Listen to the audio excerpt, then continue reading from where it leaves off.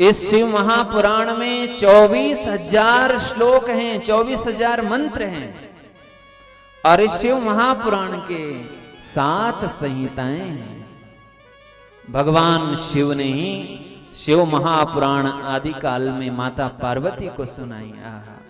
बात तो यह है कि भगवान की कथा भगवान ही सुना सकते हैं। भगवान की कथा भगवान ही सुना सकते हैं। मानस में कहा, सोई जानहि जहि देहु जनाई, सोई जानहि जहि देहु जनाई,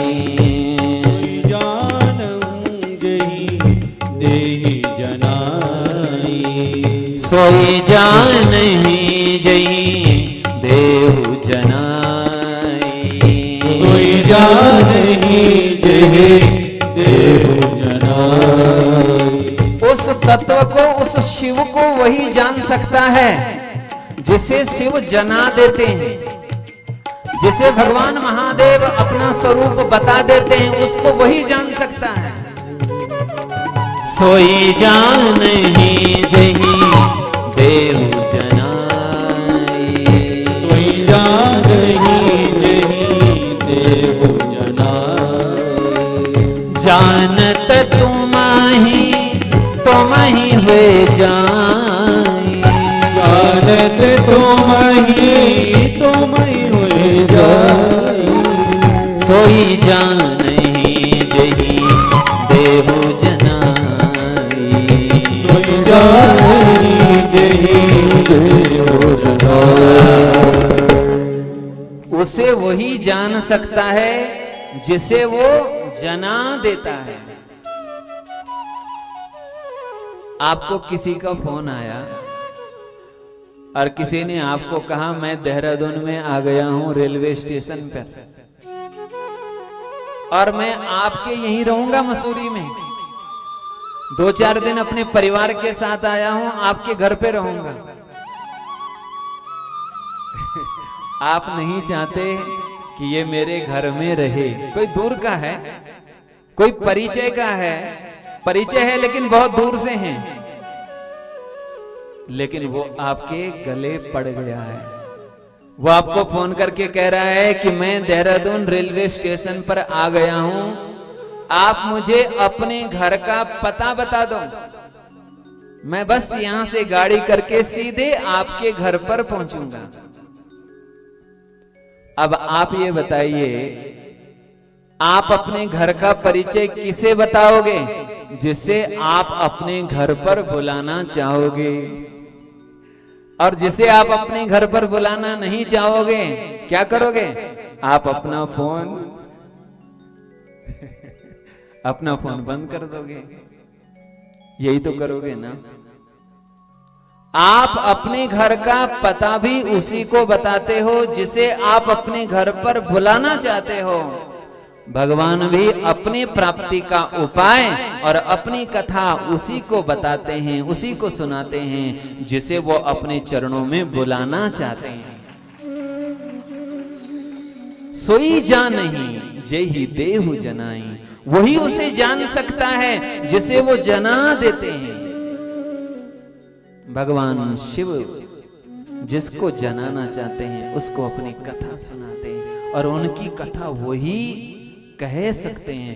उनकी महिमा का गुणगान भी वही कर सकते हैं।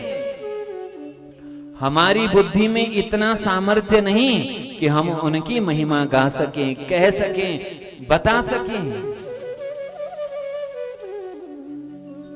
असित गिरि समं स्यात् कज्जलं सिंधु पात्रे, असित गिरि समं स्यात् कज्जलं सिंधु पात्रे, सुरतरवर शाखा लेखनी पत्र मुर्वी।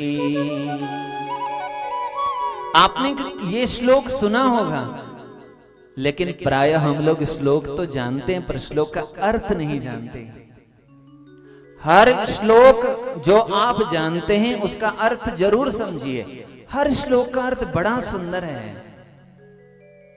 असित गिरि समम स्यात्। असित, सित का अर्थ होता है सफेद, असित का अर्थ हो गया जो सफेद नहीं यानी काला। असित गिरि, काला जो गिरी यानी पहाड़।